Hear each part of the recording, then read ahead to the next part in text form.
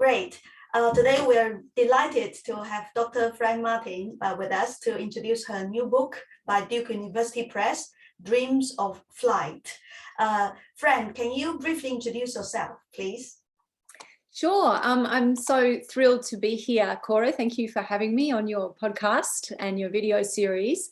I'm currently a reader and associate professor in cultural studies at the University of Melbourne. And I guess throughout my career to date, my research career, I've been interested in sexuality, gender, as they interface with popular media and young middle-class women's cultures in Chinese societies, which include Taiwan, Hong Kong, the global Chinese diaspora, and now more and more, particularly mainland China. So my PhD, which I completed around the year 2000, it resulted in the book Situating Sexualities, which was about queer representations in literature and film and movements, political movements in Taiwan in the 1990s. And then I did another project after that, Backward Glances. It was another book, another grant project, which was about the female homoerotic imaginary, as I called it, in, again, Chinese societies, all of the ones I mentioned before. And that was in film, television, popular fiction, and so on, so representations. My next thing was another grant project, a collaborative grant this time, which resulted in the book Telemadernities, co-authored with 𝗦𝗽𝗲𝗿𝗲 and Tanya Lewis. And in that book, it was very fun. We looked at life advice television across different countries in Asia or different places in Asia. I was focusing largely on Taiwan, a little bit also on mainland China, and it included the opportunity to look at women's advice television, which back then when we were researching, I mean, probably it's still popular, but I think since then a lot of this stuff's gone online. But back then a lot was on television. That was fun. I looked at a show, 𝗦𝗽𝗲𝗿𝗲𝗿. I don't know if people know that, but that's a very fun show. And now with Dreams of Flight, obviously this is a much more ethnographic project. I had looked at audience studies before and interviewed people and used ethnographic methods on a smaller scale, but this is my first big ethnographic project, and it's about the experiences of women students from China in Australian higher education. Such a fascinating array of research, really fascinating. The 女人我最大 sounds really fascinating. And now that you have mentioned that, maybe I should have a read. It sounds really fascinating. So can you tell us what motivated you to conduct this piece of research on Chinese women's international students' lived experiences in Australia? Actually, this has kind of a personal backstory. I was an international student in a way, just studying language, but still I was an international student myself for 2 years in China, in Beijing and Shanghai, in the late 1980s and the early 1990s. And later I also lived and studied in Taiwan for a period of about 18 months in the mid-1990s as a graduate researcher. So I found both of those times for me as a young, especially at that young age, between the ages of about 17 and 24 or 25 was when I was moving back and forth. That was very life-shaping for me. I mean, it shaped my career. I wouldn't be here speaking with you if I hadn't done that. I had the chance to do that through a scholarship. Secondly, it shaped me as a person. I mean, I can't imagine my adult self had I not had that experience of education mobility, right, to those Chinese societies. So working in Australian universities years later, I became really fascinated by the increasing numbers of young people from China who are coming to study here with us towards overseas degrees. And I watched the numbers of students, particularly from the PRC, increase and overtake the earlier waves of international students who we were teaching originally, maybe from Hong Kong to some extent, also Malaysia, Singapore, places like that. But then the PRC really started to take over. So I wondered what their subjective experience was like, right, outside the classroom and beyond educational outcomes. Did those students, like me, find the experience of studying abroad, I guess, at this formative time of life to be life-changing? And if so, how was it going to change them? And given my ongoing interest in questions around gender, I was especially interested in women students' experiences, and I was fascinated to learn that my observations seemed to be we were getting a lot of female students. Where I'm teaching, of course, that's in an arts faculty, so that's a little bit skewed towards women students anyway. But I was fascinated to learn that among outgoing students from China, women do outnumber men, despite the fact that in the birth cohorts for their years of birth, men outnumber, or boys outnumber girls at birth. So I wondered, why were more women than men studying abroad? What is it makes it easier or more available or more interesting to women students? But moreover, how did their experiences of transnational education mobility affect these women's understandings of their own gendered identity and situation? This is really fascinating, and I think for both Tong and myself, we too international students ourselves, and this has largely shaped our research agenda as well. So it's really there's a lot of echoes here that I can detect. Yeah, it's fascinating. So what are the key findings or messages of this book, Dreams of Flight, Fran? Okay, I must say, Cora, I've been citing your work recently and reading with great interest. So absolutely, I think we're very much in a related space, which is exciting Thanks. To see and to learn about. I guess the key findings or messages of the book, the big picture one, is that Chinese women students' experiences of education mobility are sort of interwoven or entangled with their gendered situation at every point of that education journey. So, for example, in relation to their motivations for studying abroad, some of them, particularly the master's students and also their mothers, some of the mothers were very keen for their daughters, and the daughters themselves were keen to gather extra qualifications to combat gendered bias in the professional labour market at home. It was as though, we know some employers would rather hire men than women. So if women want to be on an equal footing, they need something extra, right? Some of the people who are coming to study, the women, also had aspirations to kind of sidestep neo-traditionalist pressures towards so-called timely marriage, right, before you're 30 or 27, and to sidestep that push towards a family-focused identity. These pressures, as you know, have, if anything, intensified in the post-Mao period and are very keenly felt by middle-class urban women in their early to mid-20s. I mean, I'm sure all women in that category who know something about Chinese society would understand that deeply. Chinese women students' experiences of education mobility are also entangled with their gendered situation while they're abroad, right? While they were in, my group were in Australia, particularly in their experiences of sexuality and intimate relationships.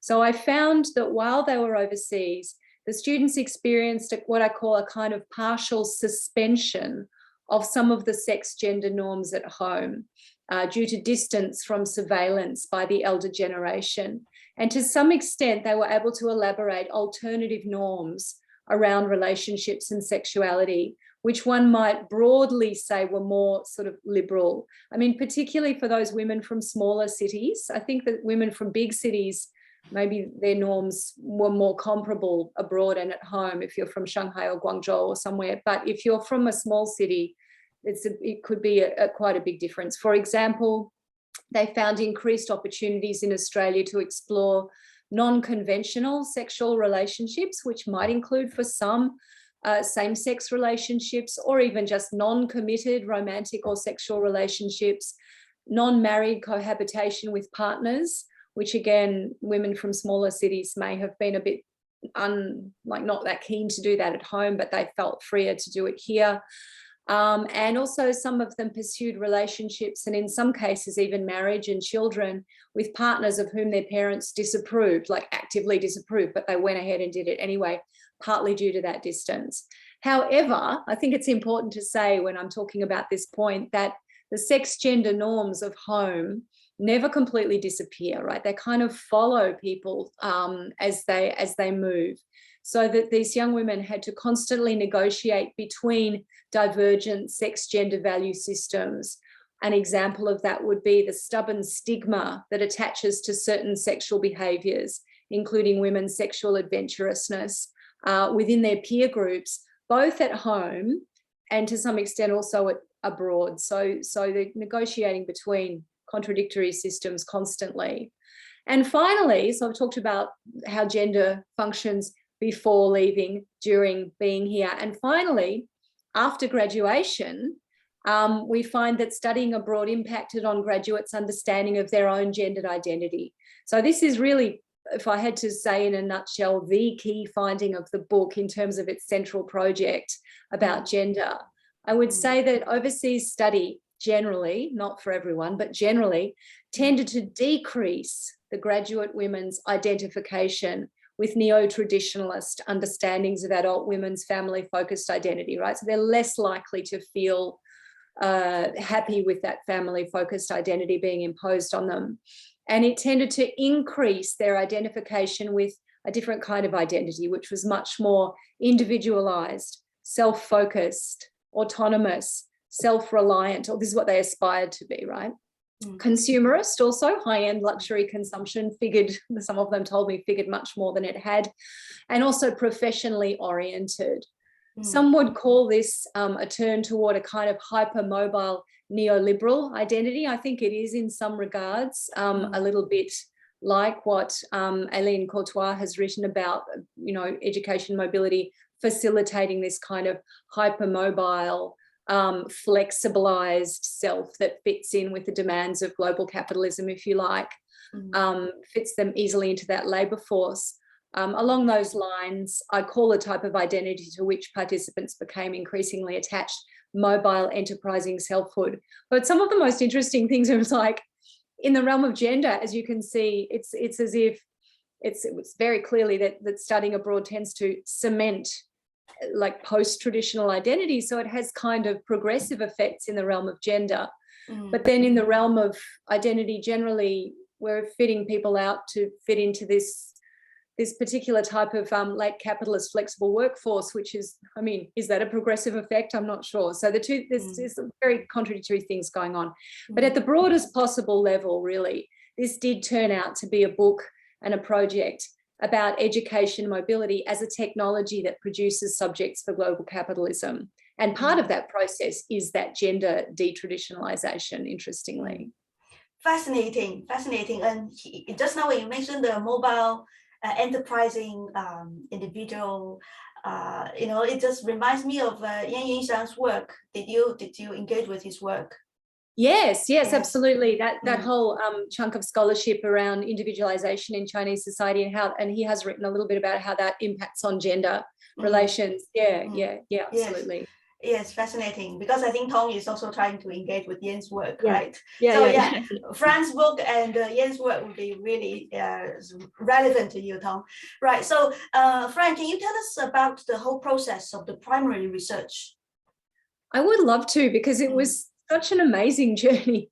I mean, I should start off by saying how lucky I was to benefit from funding from the Australian Research Council. This was a particularly generous form of funding, a fellowship, a future fellowship it's called, which gave me no teaching, no administration, and funding for research costs over, it turned out to be over 5 full years. So I got to do so much. It's been the most complex, the most lengthy, the most demanding, but also the most rewarding research project I've ever undertaken. It's really been quite a journey. So the book really draws on centrally on a multi-sited ethnographic study that I carried out with core participant group of 50 Chinese women, and there were 6 others who were kind of less core, and many others too who were not, I mean, just casual interviews or less sustained interactions with probably hundreds of other people. This took place, the whole thing, if we include the pilot study, between 2012 and 2020 across China and Australia. So first, this pilot study that I conducted was in Melbourne in 2012. That was just interviews with 15 female undergraduate and master's degree students to provide the basis for the main study, which I was then able to dedicate myself to when I got the funding. In 2015, this is where things got much more wild. In 2015, with the assistance of 5 Australian universities, 3 Chinese universities, and 4 Chinese education agencies, all of who agreed to help me, I sent out a call for participants via WeChat and email to Chinese students who were about to commence their study in Melbourne. So they'd done everything except I think, pay that final tranche of fees that they needed to do to enroll, but they're all ready to go. Then I traveled to China for 4 weeks with my family, which was interesting, with my partner and young son at the time. And I conducted initial interviews with 30 commencing students and 10 of their families.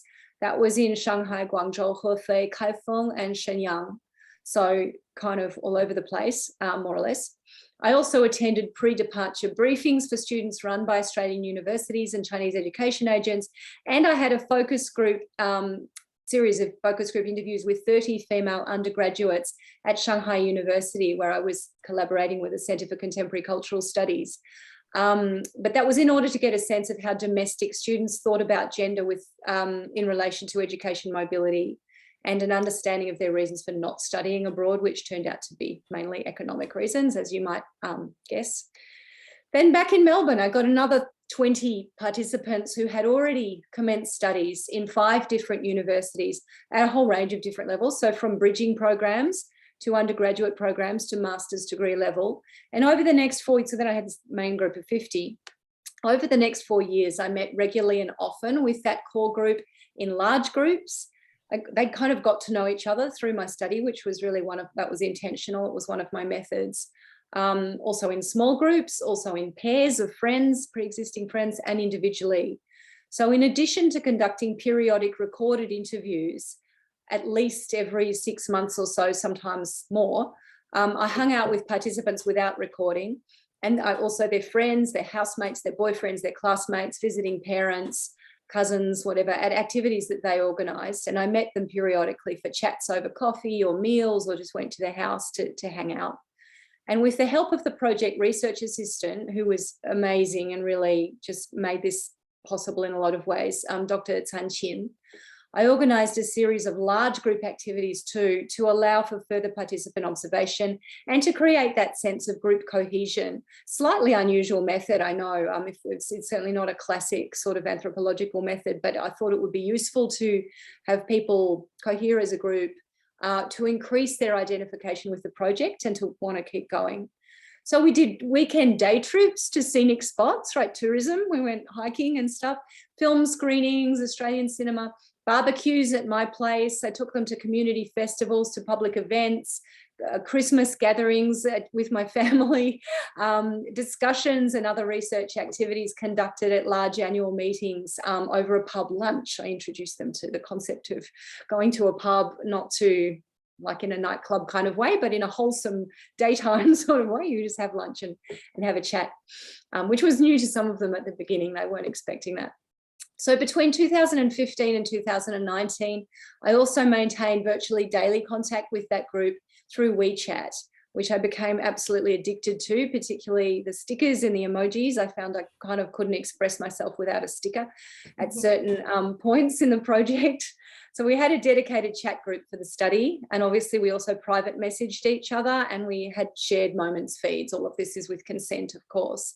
Then in the latter years of the study, when some of the participants were graduating, I travelled to interview them after their graduation, both to Sydney and Canberra, where some of them had undertaken master's degrees after they finished their bachelor in Melbourne. And I also went to various cities in China where some of them had returned to work. And on regular trips to China every year between 2015 and 2018, I also conducted interviews with a number of additional female graduates from Australian universities who weren't part of the main group, but they had returned to China to work. I also spoke to professionals working in the international education industry, and became friends with some of the women working there. And I kept in touch with those participants who stayed in Australia, and some are still here now, despite COVID and everything. So they're working after their graduation here, and I spoke to them about their experiences as well. So it's just been really all absorbing for this how long is it now? Since 2012. It's been since the pilot study, it's 10 years.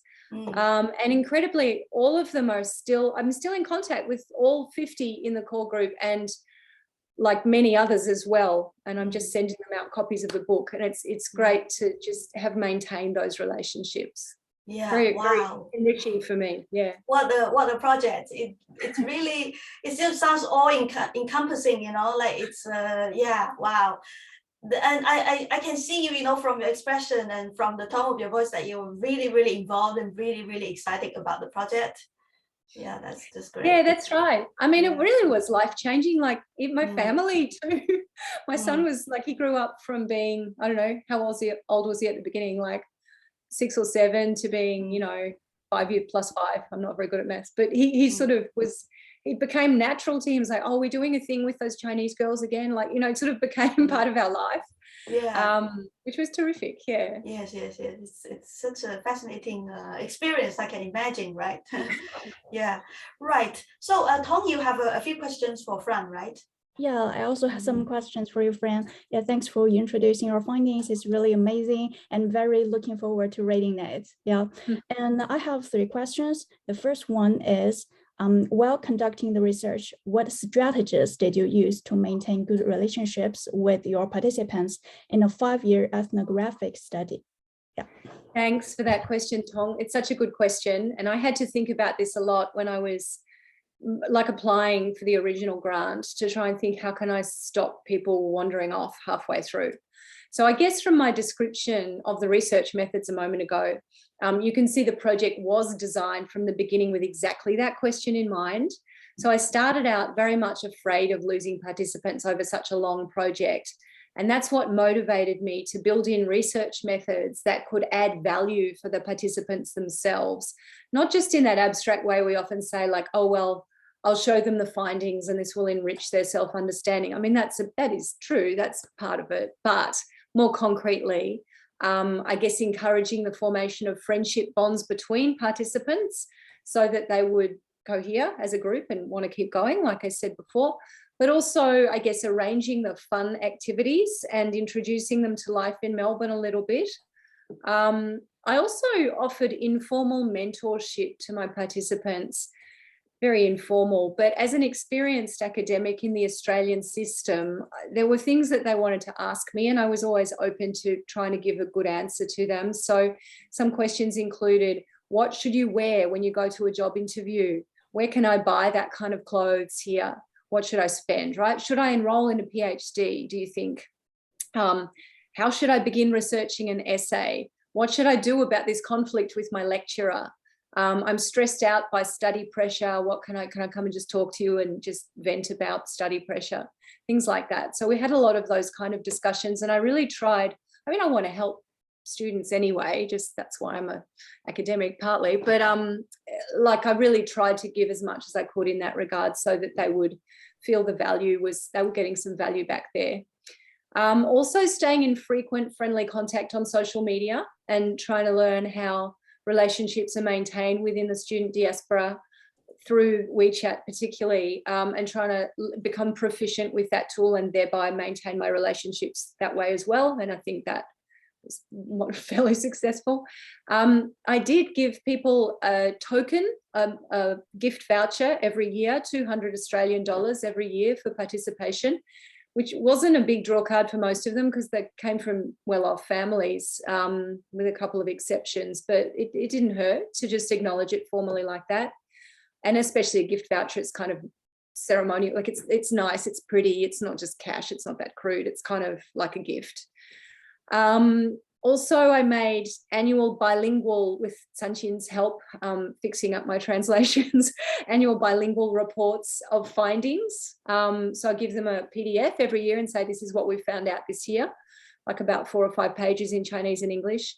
And our annual general meetings over a nice lunch, you know, that was a kind of a formal way. So I feel like all of these strategies, they were things I did think about at the beginning, but they really did bear fruit. I can tell because the control group that I spoke about at Shanghai University, I'm still in touch with some of those women and we still have a WeChat group, but really lots of them have fallen away because obviously they're not seeing me that much. It's been a long time. Some of them, one came to Australia and I interviewed her while she was here. So that, you know, I did a little bit of that. I interviewed a couple of them again when I went back to Shanghai, but really they've fallen away much more than the core group because they didn't have these extra kind of incentives to stay involved. I guess it's quite natural. Thanks for your answer, Fran. Yeah, I think it's really significant to offer some value for them. Maybe they will feel, yeah, I will be willing to participate in it. Thanks. And next question is, based on your findings, how do Chinese women students deal with contradictions between traditional life stages and new life courses in Australia? Yeah, thanks. That's a really smart question. I like that, because that's the way, that's the way I was thinking about these issues when I started.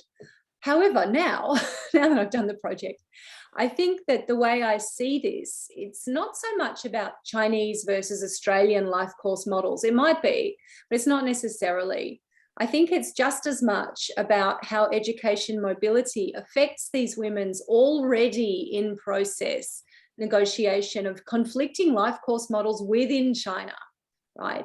Middle-class urban women might already have different models of the life course in mind. Even at our first interviews before they left China, many participants were keenly aware of contradictory and competing life course models within Chinese urban public culture. So to put it very bluntly and crudely, with probably needs more nuance than this, but just generally, this is a conflict between, on the one hand, a neo-traditionalist and highly structured model of gendered identity and life course, where you have to do this by this age, you have to do this by this age, this being mainly get married, have your children, do family care work, versus, on the other hand, a more individualized understanding of adult women's identity and social role, which goes with less rigidly structured models of the gendered life course. So many of the young women stated throughout the 5 years, but especially after graduation, that they were more drawn to that individualized identity, a fluid life course, not just like it's hard to tell where it will go, it's hard to tell where you'll be or who you'll be with, and a professional orientation. They were more drawn to that than they were to the neo-traditional model that dictates that it's women's destiny to marry, have children, become family focused before age 30. They thought that study abroad did reinforce that. So like they already might have been aware of those two models before they left, and some of them were certainly leaning towards a more individualized orientation before they left, but they became more that way due to a number of factors while they were overseas. First of all, distance from mainstream Chinese public culture, just being geographically, psychologically, mentally distanced. Even if you're looking at it on your phone quite a lot, it feels different to if it's everywhere, right?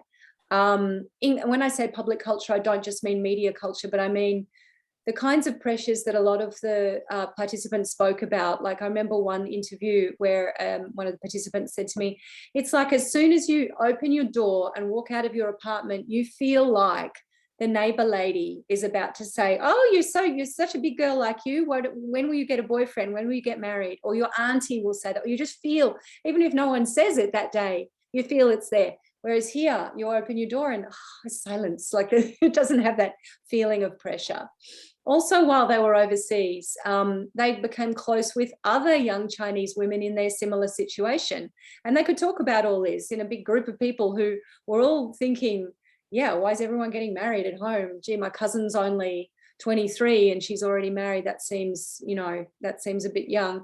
So they kind of created a community, we could say like almost a counterculture or something like that, or a counter public sphere while they were here around gender. They also, some did speak about the absorption of Western norms, right?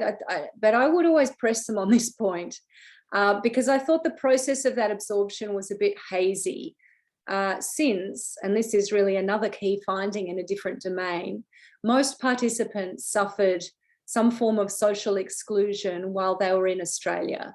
At university. They did not generally have, with some exceptions, many of them didn't have close social contact with local students while they were studying.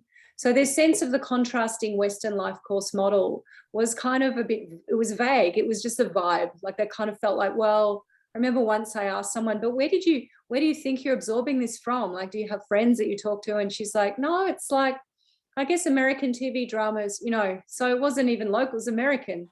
But just their idea of the Western mores being different, and sometimes observing Australian women in cafes or just kind of looking at people going about their business, they'd interpret that as, oh, she looks very free and easy. She's that age, but she's not, having to take care of her children or whatever. So there's this vague sense of absorbing Western norms. But most importantly, of all of these factors, I think, is being forced to live independently and manage one's own life while overseas. And I know this happens to some extent even when young women or men indeed go to live at university in China, in a different city. So suddenly you're not being taken care of by your parents, and you grow up a lot as a result of even living in the dorm on campus. But that's even more so when overseas. So everything from assembling furniture, right, from IKEA. There was a lot of discussion in the first year about, oh, I had to make my own bed and table, and I had such a sense of achievement. You know, I never could do this before, because in China you get a little guy to come and do that for you, I guess, sometimes. But, you know, that sense of making your own stuff, eating alone, discovering that you don't have to be in a group all the time, or that you might learn to cook, you know, which is a new skill. Basically discovering the capacity for and the pleasure of independent living. So then for some of the participants, I think quite a few of them, after graduation, it seems kind of alluring to continue to live that way, and a bit difficult to go back to dependence on somebody else, on parents, on boyfriend, on, you know, an institution. But having said all that, I just want to say again that you're right to emphasize the contradictions between the neo-traditional and the more individualized views on gendered life stages, because they are contradictions. And participants were constantly and sharply aware of those contradictions, especially in their regular contact with family, particularly some parents, mothers especially, who were pushing. One poor participant, her mother called her every day for a while to push her to find a fiance. And she was very stressed, even though she was far away, that pressure was still there.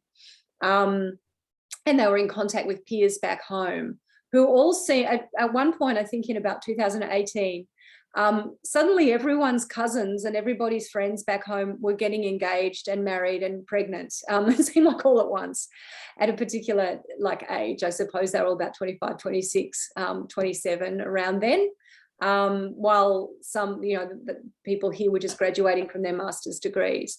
And that led to heightened reflection on the overseas students' different approach and values. So those contradictions are never easy to navigate, and they did produce a lot of stress, a lot of sort of disorientation about, well, what are my values? What do I believe? I'm sort of attracted to this model, but then maybe I should be following that one, you know, like that. And it caused a lot of worry for many participants who felt sort of torn between the two systems from moment to moment. Thanks, Fran. Thank you so much. Yeah, I think lots of our our international students and some of my friends, we all share the same experiences that mentioned by you. So I'm very looking forward to reading that. I'm glad you can see an echo there. That's reassuring. Except I'm sorry that if it's stressful, and I know those experiences aren't easy. Yeah, and the last question is, what is the role of social media in Chinese women students' life abroad, like in their academic performance, in their friendships, or in their romantic relationships? That's also an excellent question. Thanks, Tong. The role of social media cannot be overstated. Like, it's huge. And I've mentioned WeChat probably about 15 times already. That was the big one at the time of this study. In the book, I guess I argue that these students' experiences of mobility and of life and cities abroad is not just kind of affected by, but to a significant degree, it's actually constituted by their social media engagements. WeChat, the vast majority of my participants and all of the other Chinese students I knew at the same time in Australia were using this daily, constantly, 24 hours a day, constantly open on the phone. It was by far the most widely used platform and is used for everything. So mobile social media mediates not just relationships of all kinds. It does mediate relationships. So online dating clubs are one example, as I'm sure you know of those, or the facilitation of hookups, right, through the shake function. Not that people talk about that very readily, but we can see that in the app. But also students' understanding and practices too of urban and suburban life. And then I write about that, and I was very interested in the way their grasp of local news and local current events, and even what the city means, like how you navigate the city, is mediated through the app with local public accounts. It mediates their work practices, for example, in Daigou or e-trading, which a lot of them, or some people did. One of them did very successfully while she was here. She was amazing. It mediates their living arrangements. For example, in the rental classified ads on ee.com. I don't know, that's an Australian like site and app made by the Chinese diaspora here, but I'm sure there's something similar in the UK, if not more than one. It mediates their understanding of the various groups in the city as well. And I have a case study of public accounts framing, and sometimes this gets a bit unhelpful, I think. Some of the more kind of popular clickbaity public accounts where they just, you know, it's a 𝗦𝗲𝗿𝗲𝗿, like they're just kind of wanting to get you in and click on the headline. So they would tend to sensationalize street crime and frame we Chinese versus those people, and those people would be refugees, Africans, whatever, and exacerbates social like tensions and misunderstanding between groups. That's another way that really impacted their understanding of the city. Not a good way, unfortunately, in that example. But I did find that these media tend to have a sort of double and contradictory effect. Sometimes they encapsulate people into an in-group, right? So encouraging the user to see herself as part of a clearly defined, often beleaguered group of we Chinese, you know, 华人 or sometimes 中国人, 我们中国人 it's kind of makes you interpolate, or it interpolates you as part of an in-group. But at other times, the very same app on a different account or a different affordance of that app might extend the user out into the wider social life of the city. Like, for example, when students engage with city-specific lifestyle and leisure accounts that say, why don't you go here and try this discount code, or why don't you go to this water park, or why don't you go and pick strawberries in this place? So it actually extends their activities out. Of course, some students also make active engagements with Anglosphere social media as well, like Instagram especially, but also Facebook. I think most of my participants had a Facebook account, but they weren't that active, but some were, and they did that.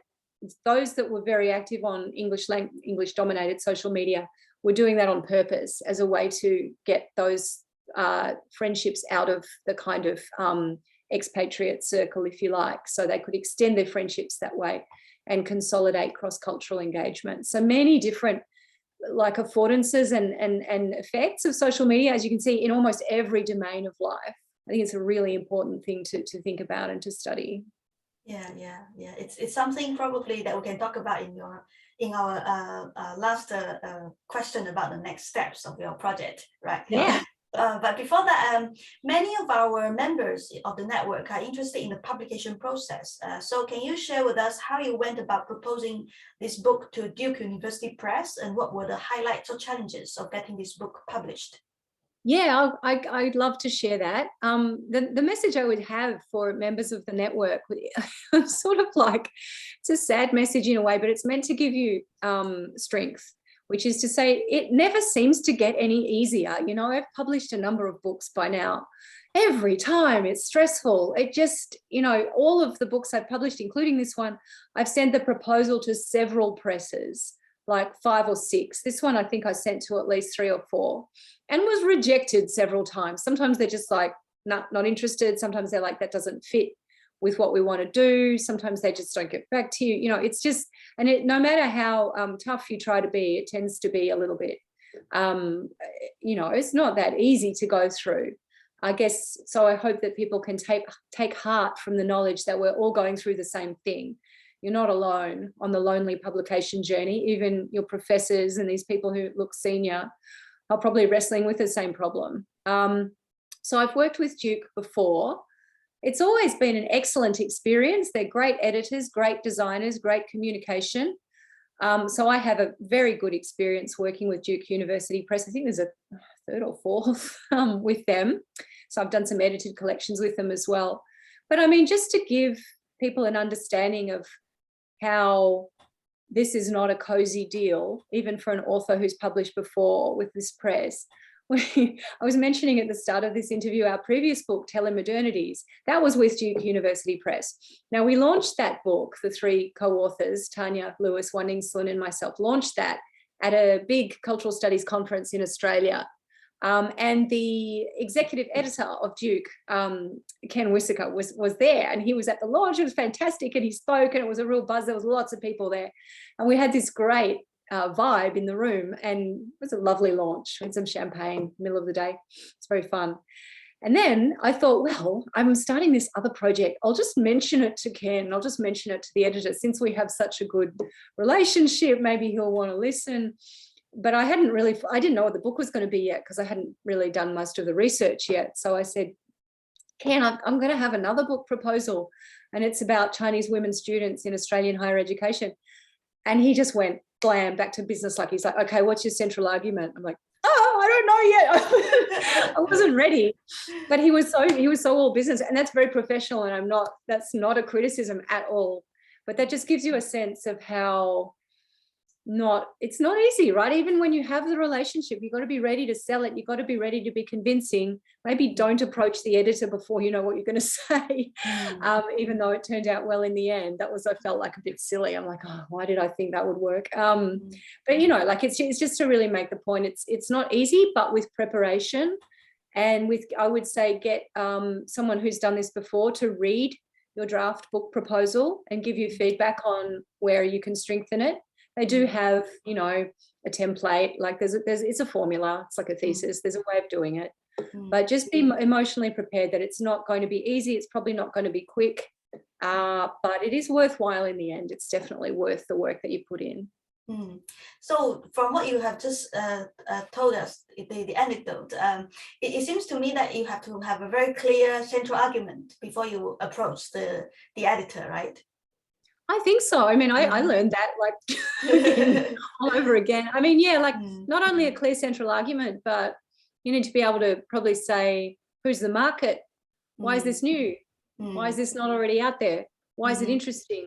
Why is it a must read for this year? Like it's kind of, you need to have like a little marketing spiel almost. I mean, I wouldn't usually approach an editor verbally like that. I'd usually craft this into an email, but just because spur of the moment he was there, I thought, well, give it a try. But maybe that wasn't a great idea. But yeah, if you're going to do that, then yes, be ready to give the spiel, briefly, short one. I don't think anyone who's been buttonholed in the corridor at a conference wants to stand there for 5 minutes, but just a quick one. And see if there's interest. But I think the best approach is probably the formal approach through a formal proposal, through an email. The other thing I'd say actually with publishing books is it's always better in my experience if you know a series editor, like one of the book series editors. I mean, I'm speaking here about the executive editor for the entire press. So like, why was that a good idea, Fran? It wasn't. It's probably better. It's much better to try and find a series where it fits in. My experience in the past, that has been a lot smoother because the people who edit those book series, they're other academics like us, and they'd be intellectually interested and think, yeah, I want this to be in my series. I'll push it to the executive editor, So that's particularly for early career researchers, I would recommend that as a way. Look for someone someone who knows your work, and maybe a thesis examiner. If they edit any book series, maybe they'll be willing to say, yes, this is going to be a great book. So that's another route. That's a really great piece of advice. Thanks, Fran. Right. So it's great to learn that this project was sponsored by a major ARC grant, Australian Research Council grant, you just mentioned earlier as well. So do you have any advice about how early career academics can navigate the funding application process? Yeah, I mean, sure, I can give general advice. My main observation here is that every national system is different, right? The ARC in Australia is absolutely central to academic life here.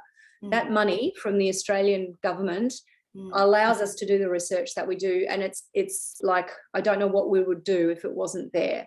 In other places, I know in the US, there's no really central body like that, for example. There's something broadly comparable in Hong Kong, in Canada. Maybe there's something comparable in the UK, although it's probably going to be a European scheme rather than a national scheme. Anyway, they're all different, so it may be difficult to generalise. Some of the things I would say generally, though, are if the country you're in does have one of these schemes or a number of these schemes even, I hope that your university would have support and resources available to help you, like seminars you could go to train up on how to do one of these applications, or a mentor who can work with you, or maybe they have a library of previous grant applications that you can look at. Take advantage of that support. I mean, the only reason any of us in the Australian system know how to do these is by taking advantage of those supports from our institutions. There's no way. I mean, these things are so complex to put together. You absolutely need to see how it's done before you can even think about doing it. So look out for those opportunities to be taught and to be educated about how to put them together. Also, an interesting point here is the conception of the research project that became this book was actually shaped somewhat at the beginning by my sense of a study like this being fundable, right? Not that I wasn't interested. I mean, I really wanted to do this project, but it's like a Venn diagram. You've got all the things you could possibly be interested in here, and then you've got things that they will fund here, and you need to find that overlap, right? Because there's lots of things I'm interested in that would not get funded because they're not seen as in the national interest or whatever. So I knew, though, the Australian government would be interested in research that could contribute to shaping a major national industry, what we like to, we don't like to, what we tend to call education export, right? The Australian government looks at the selling of Australian degrees much like they look at the selling of Australian coal or gold. It's an export industry. It's kind of horrifying, but that is the way it's framed. So therefore there's money attached to it, and we need to do it better so that we can continue to turn the, get the incoming funding from the student fees. So my advice there would be to consider the funding priorities of your available funding bodies at the first stage of conceptualizing your research project. I mean, I think it's getting, in the Australian case, it's getting harder and harder to be funded for some of the topics I've worked on previously, like my PhD topic, queer culture in 1990s Taiwan. I don't really think I'd get an ARC grant for that. I mean, I would hope that people could be funded for that kind of study, but it is much riskier to try that. You may need to make the title a little bit different from the content of such an application. There'd be strategies for getting up more marginal projects, but I mean, it's just the point is to think about that from the beginning. That is really a very striking but also very important message to consider. Thank you, Fran. So what are your plans or next steps for this research project? Well, in fact, right now, I am getting together a new grant application for a much smaller one. But again, from the ARC, what I want to do is to continue to follow my participants several years after their graduation, to track the longer term effects of having studied abroad on how these women live their lives and understand themselves. So I want to keep the same participant group, those 50. I don't know, I probably will not manage to convince all 50 of them to still participate, but even if some, like maybe 35, 30 of them can continue. I just want to see where they are 5 years, 8 years, some of them will be 10 years post-graduation, and ask them to reflect back on what they think that impact has been for them. So well, that would be really a worthwhile study, because I mean we direly need longitudinal sort of research in the field. I agree. I hope so. Thank you so much, and best of luck with your funding application. And this book looks absolutely fascinating. And is there any special discount code or anything that we can capitalize on? There is a discount code. Can I send it to you later, Cora, and you can publicize that? Yes. There is, you can get a little amount off. The press sent me a code. It's I can't remember what it is. I've got it written down. It's kind of long, but definitely, please send it to me, and I'll include it in the post and under the video. Okay, I'll do that. Great. Thank you so much. Thank you. Thank you, Tong. Thank you. Thank you. Thanks, Tong. So nice to meet you. Right.